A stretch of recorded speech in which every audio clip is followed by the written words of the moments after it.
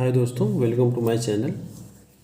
इस वीडियो में हम डेटा स्ट्रक्चर के बारे में पढ़ेंगे कि पाइथन के अंदर डेटा स्ट्रक्चर क्या होता है। स्टार्ट करते हैं। Data structure means arrangement of data in memory, यानी मेमोरी के अंदर डेटा को कैसे अरेंजमेंट किया जाएगा, वही हमारा डेटा स्ट्रक्चर होता है। Data structure basically two type का होता है। पहला होता है बुल्ट इन डेटा टाइप और दूसरा होता है user defined data type. Built in में टपल आता है, लिस्ट आता है, डिक्शनरी आता है और सेट आता है। और यूजर डिफाइंड में आपका queue, stack, tree, graph, link list इत्यादि आता है। देखते हैं टपल क्या होता है। Tuple is use to store a sequence of immutable object, यानी tuple is a order collection of elements और इसको इंक्लोज इन विथ इन पैरेंथेसिस में यूज होता है। ये म्यूटेबल होता है। म्यूटेबल का मतलब इसमें जो एक बार जो टपल क्रिएट हो गया तो दोबारा उसमें एडिट नहीं होगा, मॉडिफाई नहीं हो सकता है, या कोई चेंज मैं करना चाहता हूँ तो कोई चेंज नहीं होगा। नेक्स्ट लिस्ट क्या है। लिस्ट भी ऑर्डर कलेक्शन ऑफ एलिमेंट होता है, लेकिन यह इसमें अंदर ये होता है कि इसमें ये म्यूटेबल होता है, इम्यूटेबल नहीं होता है। यानी एक बार जो लिस्ट बन गया तो उसमें बाद में हम चेंज कर सकते हैं, मॉडिफाई कर सकते हैं, एडिशन कर सकते हैं। तो टपल और लिस्ट में ये डिफरेंस है। दोनों ऑर्डर लिस्ट होता है, एक म्यूटेबल होता है, एक इम्यूटेबल होता है। नेक्स्ट आता है डिक्शनरी। डिक्शनरी अनऑर्डर कलेक्शन होता है और इसको इंक्लूज विथ करली बेसिस के अंदर, इसको जो करली बेसिस के अंदर लिखते हैं और लिस्ट को स्क्वायर ब्रैकेट के अंदर लिखते हैं। और टपल हमारा है तो स्क्वायर पैरेंथेसिस के अंदर लिखा जाता है। यह भी म्यूटेबल होता है, यानी इसके अंदर भी हम चेंज कर सकते हैं, कोई मॉडिफाई कर सकते हैं और कोई भी एडिशन या चेंज करना हो तो हम चेंज कर सकते हैं। नेक्स्ट आपका सेट है। सेट भी अनऑर्डर कलेक्शन होता है और इसको इंक्लूज, ये भी करली ब्रेसेस के अंदर ही लिखा जाता है। ये इम्यूटेबल होता है, यानी डुप्लीकेट डेटा इसमें इंक्लूड होता है। स्टार्ट करते हैं डेटा स्ट्रक्चर। सबसे पहले मैं टपल स्टार्ट करता हूँ। टपल की कुछ कोडिंग है, उसका जो एक टपल बनाते हैं और देखते हैं उसका एग्जीक्यूट करके देखते हैं। तो मैंने एक टपल बना रहा हूँ TOP नाम का।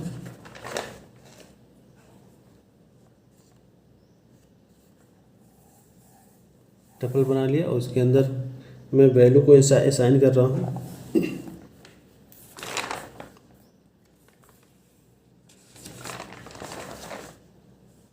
मैंने वैल्यू ले लिया और उस वैल्यू को टप नाम के टपल को मैंने क्रिएट किया तो आउटपुट आ गया तुरंत।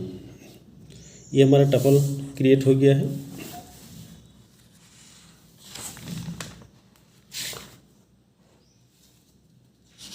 यानी टपल जो जिस प्रोग्रामिंग है सक्सेसफुल हो गया, उसका आउटपुट एक आ गया, यानी एग्जीक्यूट आराम से हो गया। अब देखते हैं, एक टपल क्रिएट हो गया और सेकंड जो वैल्यू लेता हूँ कैरेक्टर टाइप लेता हूँ। पहले जो मैं लिया था इंटीजर टाइप का, यानी टपल के अंदर जो वैल्यू मैं इनपुट किया था वह इस इंटीजर टाइप का था। सेकंड जो टपल मैं बना रहा हूँ वो उस टपल के अंदर कैरेक्टर टाइप भी है, स्ट्रिंग भी है और इंटीजर है। तीनों को मिला करके मैं टपल बना हूँ, टपल 1, और इसको एग्जीक्यूट करता हूँ।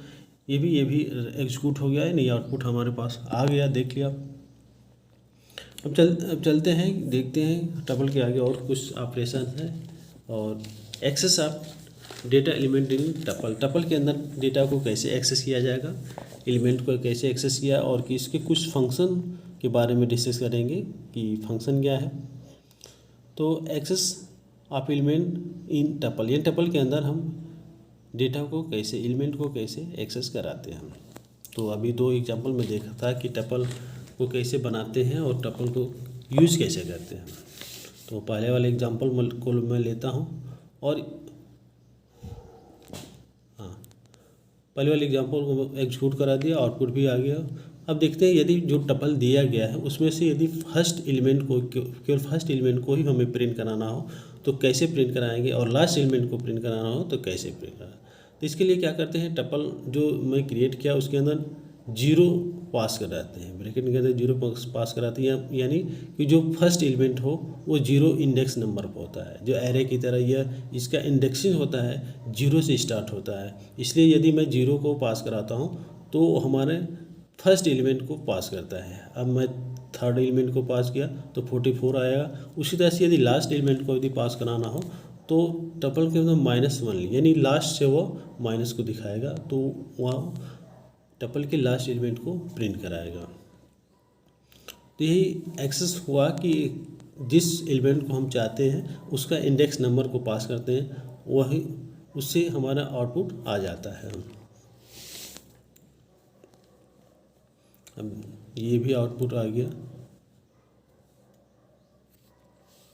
टपल के अंदर आउटपुट आ गया। अब देखते हैं कि टपल के अंदर किसी पर्टिकुलर एलिमेंट को या इंडेक्स देते रहो कि 1 से 4 तक प्रिंट कराना हो या 1 से 3 तक एलिमेंट प्रिंट कराना हो, तो वहाँ से 4 का मतलब 1 इंडेक्स नंबर से 4 तक प्रिंट कराना है, यानी 1 इंडेक्स से 4 इंडेक्स तक जो भी एलिमेंट होगा वो उसको प्रिंट कराएगा। अब देखते हैं इसमें कुछ फंक्शन है, फंक्शन के बारे में डिस्कस करते हैं कि फंक्शन क्या है। यदि जैसे स्ट्रिंग में हम स्ट्रिंग के लेंथ को फाइंड करने के लिए यूज करते थे, उसको रिप्लेस करने के लिए यूज करते थे, उसी तरह से टपल में भी जितने एलिमेंट हैं उसको फाइंड करने के लेंथ फंक्शन का यूज करते हैं। LEN और लेंथ होता है और उसके अंदर टपल को पास कर देते हैं, तो उसका लेंथ बताता है कि जो टपल लिया हूँ उसके अंदर कितने एलिमेंट हैं। तो मैंने लेंथ फाइंड किया और जो देखिए टपल के अंदर 6 एलिमेंट है, तो 6 को बता दिया कि इसके अंदर जो एलिमेंट अवेलेबल है बिलोंग करता है वो 6 है। तो इसी तरह से और भी फंक्शन को देखता हूँ रिपीट कैसे करते हैं, कि जैसे मान लो टपल दिया है उसको कैसे रिपीट कराया जाएगा और कंकैटिनेट किया जाएगा। कंकैटिनेट का मतलब 2 टपल को कैसे ऐड किया जाएगा, 2 टपल को मिला करके एक ही एलिमेंट में कैसे यूज किया जाएगा। तो स्टार्ट कर देखते हैं। कुछ रिपीट है, रिपीट का मतलब कि जो टपल दिया है उसी को बार बार जितना चाहें जितने टाइम्स चाहें हम उतना रिपीट कर सकते हैं। तो अभी रिपीट करते हैं टपल को, और टपल जो फर्स्ट दिया है उसी को मैंने 3 टाइम्स रिपीट कर दिया, तो वो 3 टाइम्स जो वैल्यू है 3 बार वो आउटपुट दिखेगा। तो मैं ये एग्जीक्यूट हुआ। ये इस फंक्शन को बोलते हैं रिपीटिंग, यानी जो टपल दिया है उसको रिपीट कराना है कितने टाइम्स, तो जितने टाइम हमें रिपीट करना है उससे उसको मल्टीप्लाई कर देता है। मल्टीप्लाई करने के बाद हमें उसका आउटपुट आ जाता है। रिप्लेसिंग का मतलब जो वैल्यू दिया गया है उसके स्थान पर रिप्लेस करना, दूसरा वैल्यू को लाने के लिए हम रिप्लेसिंग का यूज करते हैं। अब देखिए कंकैटिनेट मतलब 2 टपल को कैसे एक साथ मर्ज किया जाएगा, ऐड किया जाएगा, उसके लिए हम यूज करते हैं। तो एक तो हमारा टपल दिया गया है और एक और हमें टपल चाहिए, तो दूसरा टपल मैं बनाता हूँ। टपल 1 दिया है, टप नाम का दिया है, और दूसरा बनाते हैं टपल 1, और इसमें जो वैल्यू असाइन करते हैं, पहले में इंटीजर टाइप था और दूसरे में दूसरा टाइप वैल्यू देते हैं, तब ज़्यादा समझ आएगा। यानी इसमें स्ट्रिंग भी दे सकते हैं, आपका कैरेक्टर भी वैल्यू, तो कोई भी वैल्यू देख सकते हैं, और दोनों को कंकैटिनेट करते हैं। चलिए यहाँ पर इंटीजर ही वैल्यू देते हैं और इन दोनों टपल को कंकैटिनेट करने के लिए दोनों को ऐड कर देते हैं। ये होता है मर्ज करना, 2 टपल को एक में मर्ज करना। ये टपल 1 भी एग्जीक्यूट होगा, उसका वैल्यू आ गया। अब कंकैटिनेट करते हैं, अब दोनों को मैंने टप प्लस टपल 1 कह देते हैं और आउटपुट देखते हैं दोनों को मर्ज होगा, दोनों को जो वैल्यू है दोनों का रिजल्ट है मर्ज करके एक ही में आउटपुट आ गया। ये रहा कुछ इसके फंक्शन। और देखते हैं कि जो टपल है उसके अंदर मैक्सिमम नंबर कौन है और उसको मिनिमम नंबर कौन है। तो इसको फाइंड करने के लिए हम मैक्स फंक्शन यूज करते हैं और मिन फंक्शन यूज करते हैं। तो टपल दिया है, टप को मैंने ये वैल्यू दिया है, इसमें देखते हैं कि इसका मिनिमम वैल्यू कितना है, उसको फाइंड करने के लिए हम मीन फंक्शन का यूज करते हैं। अब देखो 11 जो है मिनिमम वैल्यू है, यानी इसके जो, और यदि इसके मैक्सिमम वैल्यू को फाइंड करना हो तो मैक्स और फंक्शन का यूज़ करते हैं, उसके अंदर टपल को पास करते हैं तो उसके टपल को दिखाएगा। अब आते हैं लिस्ट। नेक्स्ट जो आपका डेटा स्ट्रक्चर है लिस्ट में लिस्ट भी ऑर्डर लिस्ट का कलेक्शन होता है और ये म्यूटेबल होता है, यानी एक बार जो क्रिएट हो जाएगा उसके अंदर हम चेंज कर सकते हैं कभी भी। तो लिस्ट के कुछ एग्जांपल देखते हैं। लिस्ट बनाते हैं, लिस्ट को इंक्लोज किया जाता है, यानी लिखा जाता है ब्रैकेट के अंदर, स्क्वायर ब्रैकेट के अंदर, और टपल को लिखा जाता है स्क्वायर ब्रेसेस के अंदर। तो मैंने लिस्ट बना दिया एक, और इसको देखते हैं क्या एरर बता रहा है। लिस्ट में बना दिया, कुछ एरर आ रहा है, फिर से देखते हैं। वैल्यू तो सेम है, फिर आउटपुट क्यों नहीं आ रहा है। मैंने लिस्ट तो बना दिया, लिस्ट को मैं स्क्वायर ब्रैकेट के अंदर भी कर दिया, तो आउटपुट आ जाना चाहिए।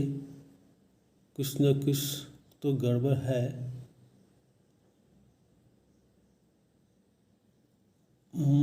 ये हाँ, यहाँ मैं कामा की जगह मैं डॉट लगा दिया हूँ। हमें कामा चाहिए, जितने एलिमेंट को सेपरेट करने के लिए कामा का यूज़ है, डॉट का यूज़ नहीं करते। देखो वहाँ आ गया, यानी वहाँ पर मैं डॉट लगा दिया था। जहाँ कामा लगाना चाहिए वहाँ मैंने डॉट लगा दिया था, इसीलिए हमारा आउटपुट नहीं आ रहा था। ये लिस्ट भी क्रिएट हो गया। एक दूसरा लिस्ट बनाते हैं और उसके अंदर भी वैल्यू पास करते हैं। उसके अंदर कैरेक्टर को पास करते हैं। अभी जो मैं पास किया था, इंटीजर को पास किया था, तो इसके भी अंदर आप कैरेक्टर हुआ, स्ट्रिंग हुआ, सब वैल्यू पास कर देते हैं और आउटपुट निकाल सकते हैं। तो इसके अंदर वैल्यू कुछ भी दे सकते हैं, ये रिस्ट्रिक्शन नहीं है कि इंटीजर तो इंटीजर दे सकते हैं, स्ट्रिंग तो स्ट्रिंग। ये भी हमारा लिस्ट कंप्लीट होगा, एग्जीक्यूट हो गया। ये भी हाँ, ये भी एग्जीक्यूट हो गया, आउटपुट हमको दे दिया।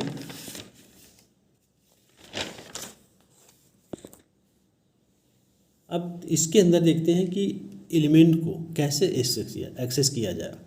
अभी हम टपल के बारे में डिस्कस किया था कि टपल के अंदर जो एलिमेंट है उसको कैसे एक्सेस किया जाएगा। उसी तरह से लिस्ट के अंदर भी एलिमेंट को, जो लिस्ट के अंदर एलिमेंट दिया गया है उसको हम कैसे एक्सेस कर सकते हैं। तो जैसे मान लो फर्स्ट नंबर को मैं एक्सेस करना है, इंडेक्स नंबर 2 नंबर इंडेक्स को एक्सेस करना है, तो कैसे इंडेक्स करते हैं। देखो हमने 2 नंबर, जो 2 नंबर पर इंडेक्स होगा वो उसको हमने एक्सेस कराया L1 लिस्ट से। इसी तरह से यदि लास्ट को करना है तो माइनस लगाते हैं, 0 करते हैं तो 0 नंबर पर जो इंडेक्स होगा उसके वैल्यू को प्रिंट करता है। तो 0 नंबर पर 11 है और जो 2 नंबर पर एलिमेंट था वो 33 था। अब जैसे ही इसको एक्सक्यूट कराते हैं तो वहाँ अब देखते हैं कि लिस्ट के अंदर पूरे एलिमेंट है, पूरे एलिमेंट को यदि प्रिंट कराना हो फंक्शन के थ्रू तो उसको हम 0 से लास्ट तक प्रिंट कराते हैं। जैसे 5 एलिमेंट है तो 0 to 3 कर देते हैं। 0 to 3 करने से हमारे लिस्ट के अंदर जितने भी एलिमेंट है सब एग्जीक्यूट होगा। अब ऐड करते हैं, इसके अंदर एडिशन नहीं हो रहा है तो इसको अभी थोड़ी देर बाद देखते हैं। डिलीट करते हैं, डिलीट के लिए पॉप फंक्शन का यूज़ करते हैं, L1 प्लस पॉप करते हैं तो एलिमेंट को लास्ट से डिलीट हो जाता है। तो अभी जो लिस्ट में लिया था उसमें 77 तक वैल्यू था और हमने एक वैल्यू को पॉप कर दिया, यानी एक वैल्यू को डिलीट कर दिया, तो लास्ट का जो वैल्यू है वो डिलीट हो गया। एडिशन अभी हो ना रहा है, थोड़ी देर बाद उसको ट्राई करेंगे। फिर आगे चलते हैं।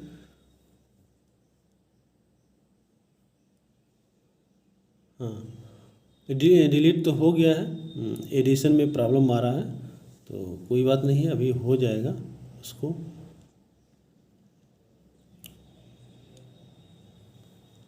अभी प्रॉब्लम आ रहा है, थोड़ी देर बाद ट्राई करते हैं। पॉप किया तो यानी डिलीट किया तो डिलीट हो गया। डिलीट मैंने किया तो लिस्ट के एलिमेंट डिलीट हो गया और जब मैं ऐड कर रहा हूँ तो नहीं हो रहा। लेकिन अब देखते हैं, आगे देखते हैं रिवर्स। यदि लिस्ट के एलिमेंट को रिवर्स करना है तो हम रिवर्स फंक्शन का यूज़ करते हैं, L1 डॉट रिवर्स, और उस फंक्शन को यूज़ करते हैं तो हमारा जो आउटपुट होता है, जो एलिमेंट होता है वो रिवर्स होता है, यानी लास्ट से स्टार्टिंग तक आउटपुट देता है।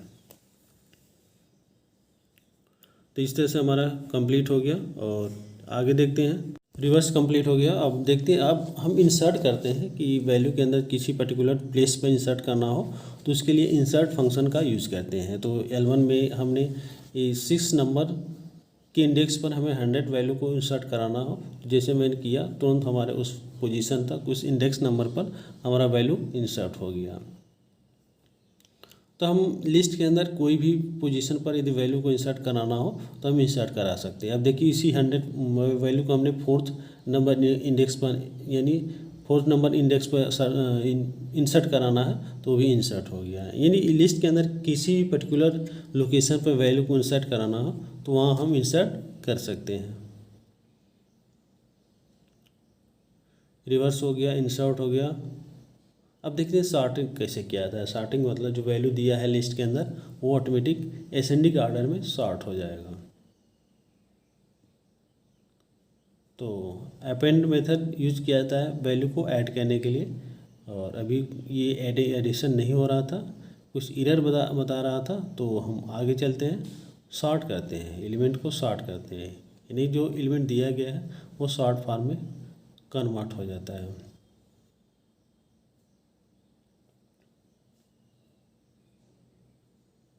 लिस्ट के अंदर भी हम जैसे टपल की तरह रिपीटेड कर सकते हैं, किसी टपल को कितने टाइप रिपीट करना है, तो इसके अंदर भी वैल्यू को रिपीट कर सकते हैं। और अब देखते हैं इसके टाइप क्या है। अभी मैं टाइप चेक नहीं किया, L1 का टाइप क्या है, तो लिस्ट। जैसे मैं और एग्जीक्यूट कराता हूँ तो लिस्ट बताएगी, यानी जो L1 है वो लिस्ट टाइप का है। उसी तरह से टपल को मैं टप नाम का वेरिएबल लिया था, उसको चेक करता हूँ तो टपल बताएगा। इसके चेक आप भी चेक कर सकते हैं कि जो भी वैल्यू वेरिएबल ले रहे हैं उसका टाइप क्या है, तो चेक कर सकते हैं आप।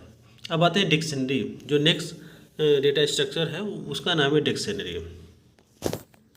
तो डिक्शनरी को मैं बताया था कि डिक्शनरी अनऑर्डर कलेक्शन होता है और ये म्यूटेबल होता है। म्यूटेबल का मतलब इसके अंदर हम कोई एडिशन या ऐड कर सकते, कोई न्यू एलिमेंट ऐड कर सकते हैं। यदि इम्यूटेबल रहता है तो हम कोई नया एलिमेंट इंसर्ट नहीं करते हैं।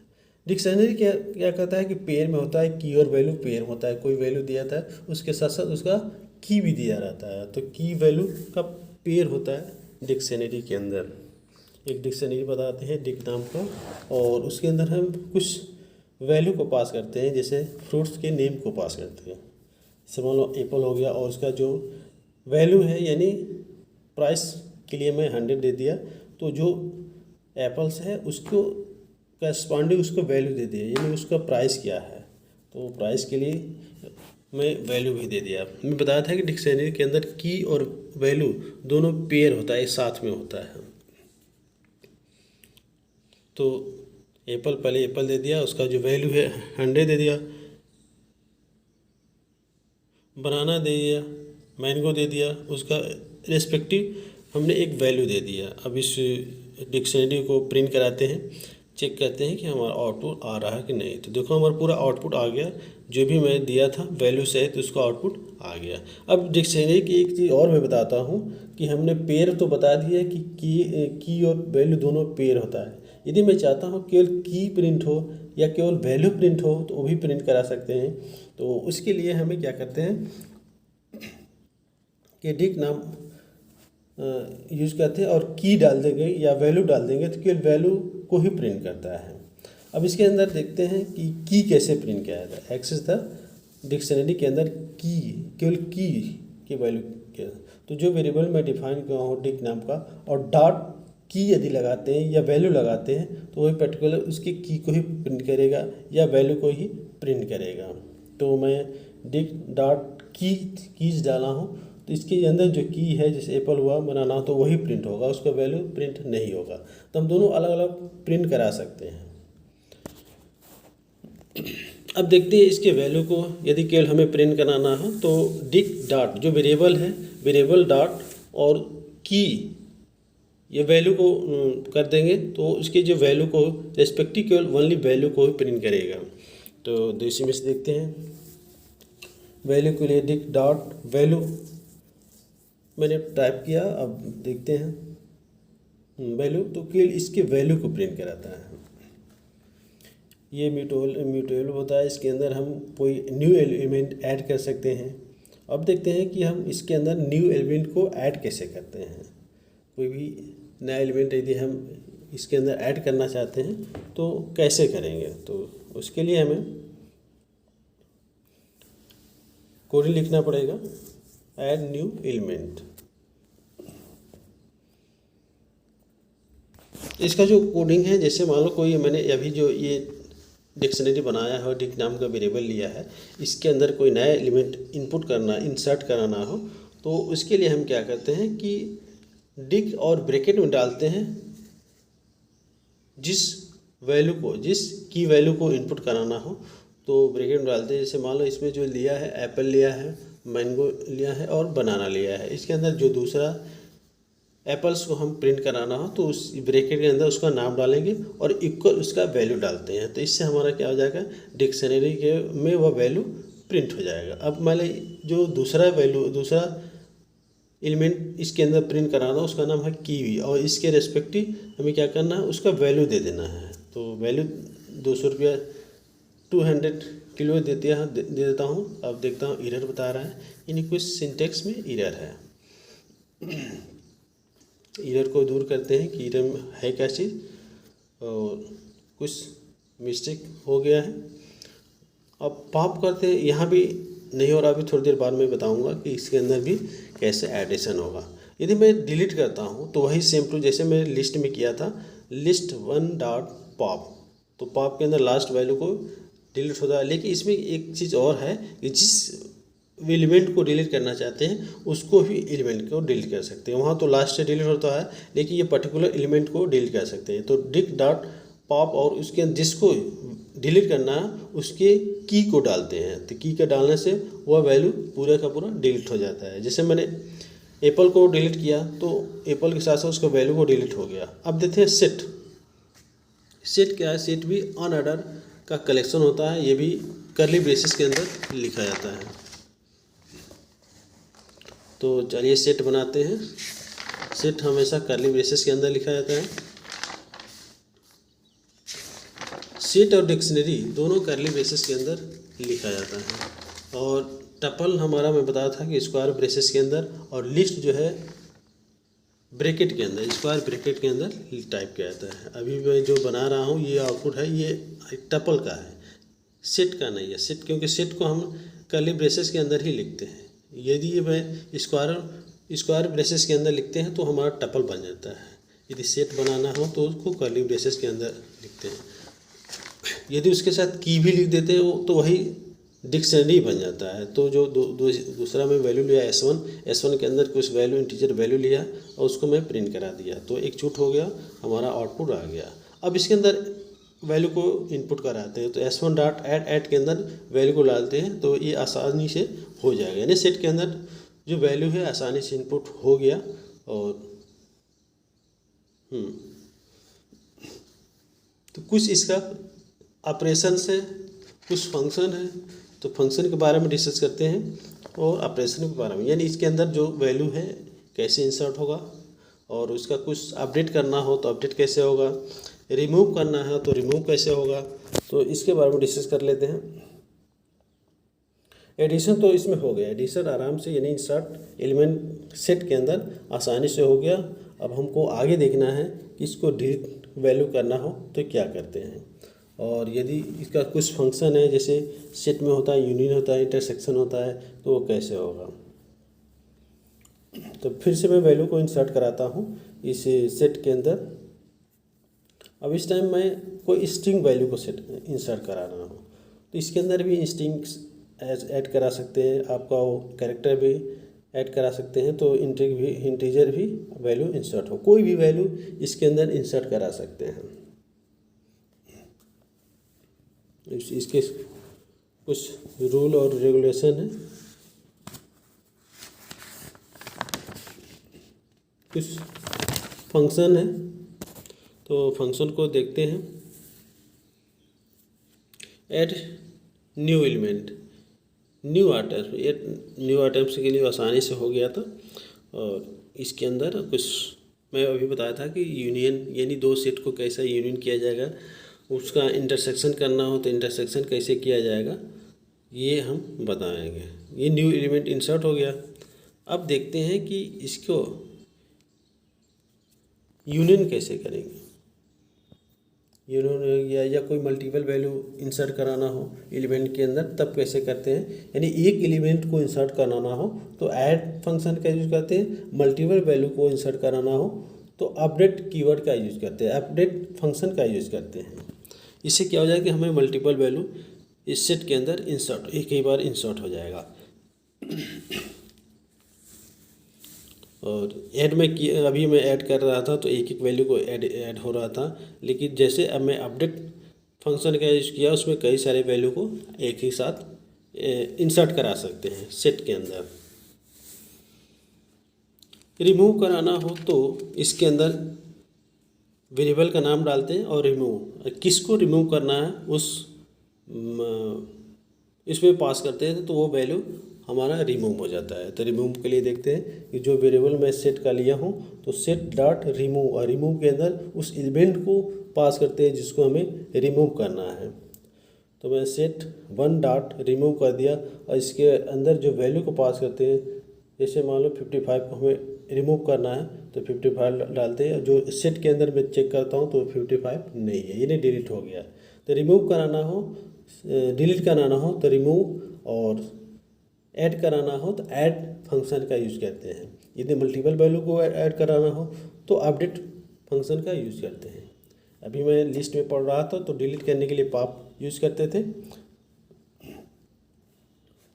अब इसके कुछ फंक्शन जो अभी मैं बताया था कि इसके दो फंक्शन मेन होता है, यूनियन और इंटरसेक्शन। इन यूनियन के लिए हमें दो सेट की ज़रूरत पड़ेगा और इंटरसेक्शन के लिए भी दो सेट का ज़रूरत पड़ेगा। तो दूसरा मैं सेट ले लेता हूँ S2 और हाँ सेट 2 में ले लिया, इसके अंदर A B और C ले लिया, कैरेक्टर टाइप का एलिमेंट ले लिया। अब हमें क्या करना है, यूनियन करना हो तो S1 डॉट यूनियन और ब्रैकेट के अंदर S2 को डालते हैं। यानी S1 के साथ किसको ऐड करना, यूनियन कराना तो S2 को यूनियन कराना है। तो दोनों का वैल्यू मर्ज हो गया, हमें आउटपुट देगा। अब देखते हैं, चेक करते हैं तो दोनों का वैल्यू हमें आउटपुट किया। यानी इसके मेन फंक्शन है कि यूनियन करना, दो सेट को यूनियन करना और उसको इंटरसेक्ट करना। इंटरसेक्शन मतलब दोनों के बीच, दो सेट के बीच जो कॉमन होगा उसको हमें निकालना है। यदि कॉमन नहीं होगा तो आउटपुट नहीं देगा, यदि कोई कॉमन जो वैल्यू होगा उसको प्रिंट करा देगा। अब देखते हैं, इंटरसेक्ट कराते हैं कि दो सेट के बीच जो इंटरसेक्शन होगा, जो इंटरसेक्ट वैल्यू होगा, जो कॉमन वैल्यू होगा उसको आउटपुट करना है, उसको प्रिंट करना है। तो इसके लिए मैं ले लिया और S1 में ले लिया, ABC लिए था। इसके अंदर कोई एक तो इंटीजर कोई वैल्यू नहीं था, केवल कैरेक्टर था, और जो S1 था उसके अंदर केवल इंटीजर था। इसके अंदर कुछ इंटीजर वैल्यू पास करते हैं तब जाके इंटरसेक्ट कराते हैं। वही सेम फार्मूला जो यूनियन में मैं किया था वही इसमें वही जैसे यूनियन में किया था S1 डॉट यूनियन और वैल्यू पास किया था S2 का, तो उसी तरह से S1 डॉट इंटरसेक्शन और ब्रैकेट में डाल देते हैं S2 को। यानी S1 के साथ किसको इंटरसेक्ट करना है तो S2 को करना है। इसमें एक वैल्यू जो मिला है जो दोनों में कॉमन है, तो इंटरसेक्ट मतलब दो सेट के बीच कौन से कॉमन एलिमेंट, कौन से एलिमेंट कॉमन है उसको प्रिंट करना हो तो इंटरसेक्शन मेथड का यूज करते हैं।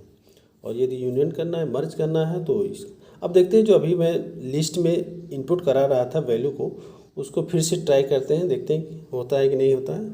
तो लिस्ट एक बना लिया और लिस्ट बना दिया और इसके अंदर वैल्यू को पास करते हैं।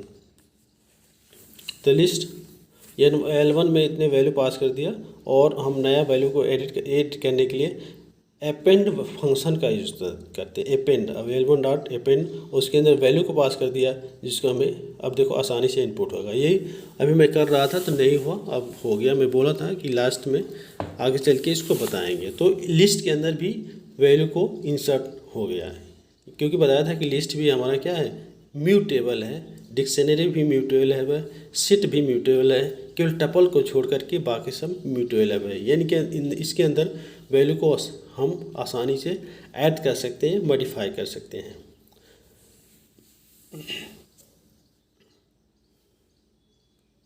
अब देखते हैं कनकैटिनेट कर सके। L1 लिस्ट में कैसे कनकैटिनेट करते हैं, यानी दो लिस्ट को कैसे मर्ज करते हैं लिस्ट के अंदर। तो लिस्ट 1 दिया है, अभी मैं उसको देख रहा हूँ। एक लिस्ट 2 बना दिया मैं। लिस्ट 2 में हमने इस कैरेक्टर के वैल्यू को पास कर दिया। अब मैं L1 प्लस L2 कर दूंगा तो हमारा दोनों गुण कनकैटिनेट हो जाएगा, दोनों वैल्यू मर्ज हो गए, आउटपुट आ जाएगा। तो L1 प्लस मैं L2 कर दिया तो दोनों का वैल्यू मर्ज करके हमको आउटपुट दे दिया। तो दोनों फंक्शन एग्जीक्यूट हो गया। एडिशन यानी लिस्ट के अंदर कैसे वैल्यू को ऐड किया जाएगा और दोनों वैल्यू को कैसे मर्ज किया जाएगा, दोनों वैल्यू कंप्लीट हो गया, दोनों फंक्शन कंप्लीट हो गया। अब एक और चीज़ देखता हूँ, डिक्शनरी के अंदर मैं नहीं कर रहा था तो उसको वैल्यू के लिए अब रिप्लेस एक और देखता हूँ। रिप्लेस का मतलब जो वैल्यू दिया है उसी के स्थान पर दूसरा एलिमेंट को पास करना है। तो रिप्लेस वाला छूट गया था, इसको मैं चेक कर लेता हूँ। L1 रिपीटेड यानी L2 को हम 3 टाइम्स रिपीट किया। रिपीट करने के लिए मैं फंक्शन बनाया, रिपीट करा दिया, मैं लिस्ट को रिपीट करा दिया। तो लिस्ट को रिपीट कराने के लिए मैं टपल में भी बताया था कि जितने टाइम्स हमको वैल्यू को रिपीट करना है उससे उतना से मल्टीप्लाई कर देते हैं। तो वही L1 के L2 के अंदर जो वैल्यू था उसको हमें 3 टाइम्स हमें रिपीट कराना था। तो हमने 3 टाइम्स उसमें हमें क्या किया, मल्टीप्लाई कर दिया, तो हमारा 3 टाइम्स वो आउटपुट आ गया। अब देखते हैं डिक्शनरी के अंदर जब मैं एडिशन करा रहा था तो उसमें भी वैल्यू ऐड नहीं हो रहा था। तो फिर से ट्राई करते हैं यहाँ पर डिक्शनरी को ऐड कराने के लिए हमें क्या करेंगे। हाँ, अब मैं बताया था कि जो वेरिएबल मैं डिक्शनरी का बना रहा हूँ उसका वेरिएबल डॉट होता है और की वैल्यू जिसको हमें इनपुट, जिस एलिमेंट को इनपुट कराना है उसके पहले की को डालते हैं। तो की और इक्वल इसके वैल्यू को असाइन करते हैं, जो इसका वैल्यू होता है, क्योंकि बताया था कि डिक्शनरी में की और वैल्यू दोनों पेयर होता है। तो सबसे पहले हम उसके की को पास करते हैं और इक्वल टू वैल्यू को पास करते हैं। अब देखते हैं कि हमारा डिक्शनरी के अंदर वैल्यू इनपुट हो रहा है कि नहीं। तो अभी तो कुछ प्रॉब्लम हो रहा है, लेकिन फिर भी हो जाना चाहिए। कुछ मिस्टेक हो रहा है, फिर भी हम ट्राई करेंगे कि हो जाए।